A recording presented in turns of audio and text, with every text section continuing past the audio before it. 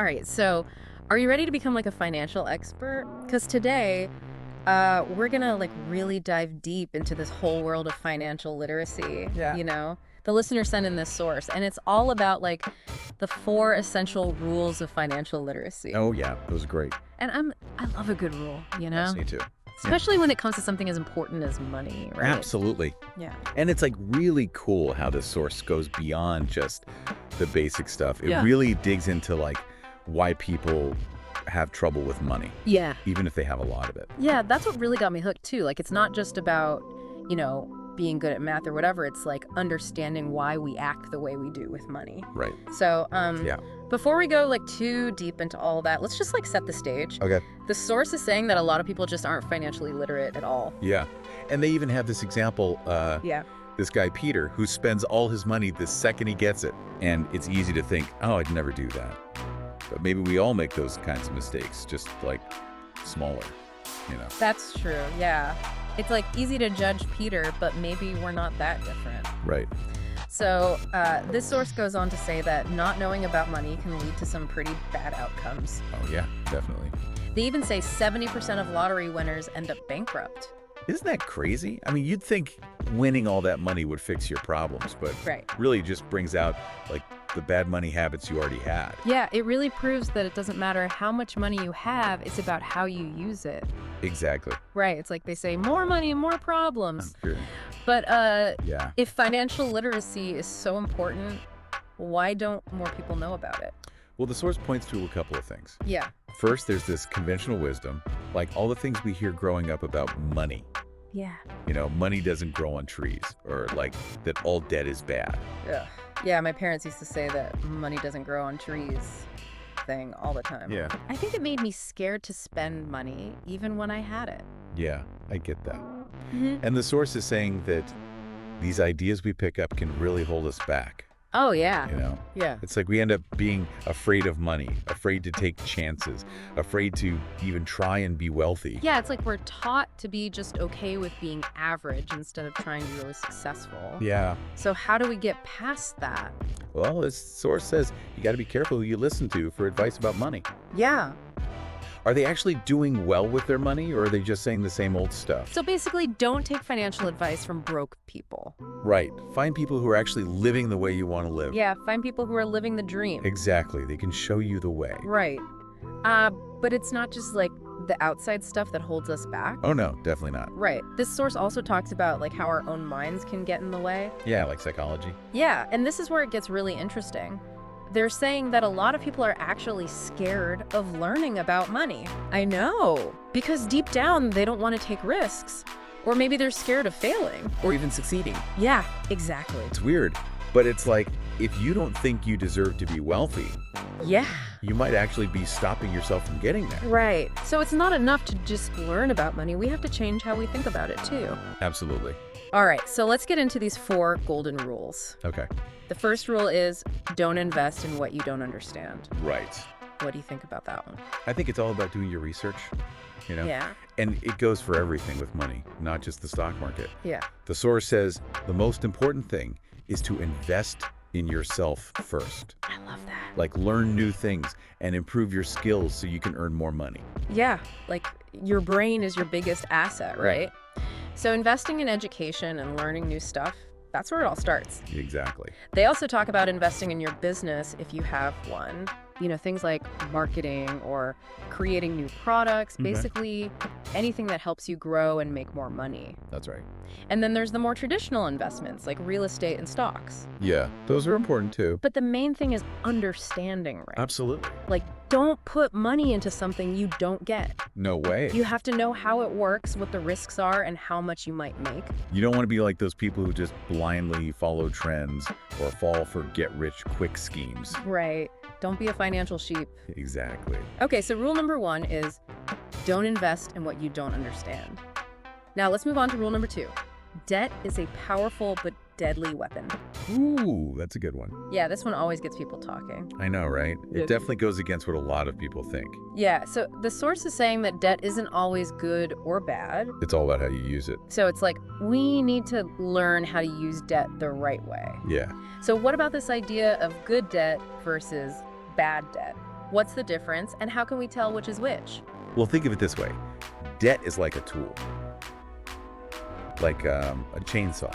Okay. Super powerful, right? Can help you do all sorts of things. Yeah. But if you don't know what you're doing, Oh, yeah. it can be really dangerous. So bad debt is like the chainsaw gone wild. Exactly. It's the kind of debt that just gets you into more trouble. Okay. Like credit card debt with those crazy high interest rates Yeah. where you're barely making the minimum payment. Or maybe some student loans where you end up owing way more than you can actually earn. Ooh, yeah, those hit a little too close to home. Yeah. But okay, so what about the good debt then? How do we use the debt chainsaw safely? Well, the source says that good debt is when you use it to buy things that will make you money later. Okay. Or things that will go up in value.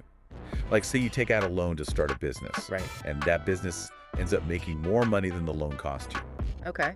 Or maybe you get a mortgage to buy a rental property. Oh, yeah, so you can get passive income. Exactly. So you're using debt to get assets that will make you richer in the long run. It's all about leverage. Right. But it seems like it could be easy to mess that up. Oh, yeah, for sure. Like, how can we make sure we're not using the debt chainsaw recklessly? Well, the source says you got to plan carefully and do your research. Yeah. Before you take on any debt, you need a solid plan for how you're going to use it Yeah. and how you're going to pay it back. Right. And they also say it's a good idea to talk to, like, a financial advisor. Okay, so someone who can help us make good decisions. Exactly. Okay, so rule number 2 is debt can be good or bad. It all depends on how you use it. Yeah, handles care. All right, let's move on to rule number 3. Think rich. Oh, this is a good one. Yeah, this one's a little confusing to me. What does that even mean? So this is where it gets into mindset. Okay. And it's actually like super interesting. The source is saying that thinking like a wealthy person is just as important as knowing about money. So it's not just about what you know, it's how you think about money. Yes. They say that if you act like you're already rich, Oh. like your thoughts and your actions Sure. Yeah. can actually start to attract more wealth. Okay, now I'm really curious. So how do we do that? How do we start thinking rich? Well, they talk about things like imagining your goals Okay. and spending time with successful people Okay. and focusing on what you have instead of what you don't have. Right. It's about changing your perspective. Okay. Instead of saying, I can't afford that, Yeah. you start asking yourself, how can I make that happen? So instead of always trying to save money and feeling like we don't have enough, Right. we should focus on making more money and finding new opportunities. Exactly. It's about abundance, not scarcity. I like that. But this next part kind of goes against everything I thought I knew about money. Oh, really? The source actually says that living below your means might not be the best advice. Wow, that's like a sacred rule in personal finance. I know, but they're saying that always trying to cut back can make you feel poor. Yeah. And that can actually stop you from getting rich. Interesting. So what do they suggest instead? Well, they say we should focus on making more money Okay. instead of always trying to spend less. So it's about expanding what you can earn. Exactly. It's about growing and using your skills to create more value. It's a much more empowering way to think about it. Yeah, I like that a lot. Okay, last rule. Develop skills to acquire assets.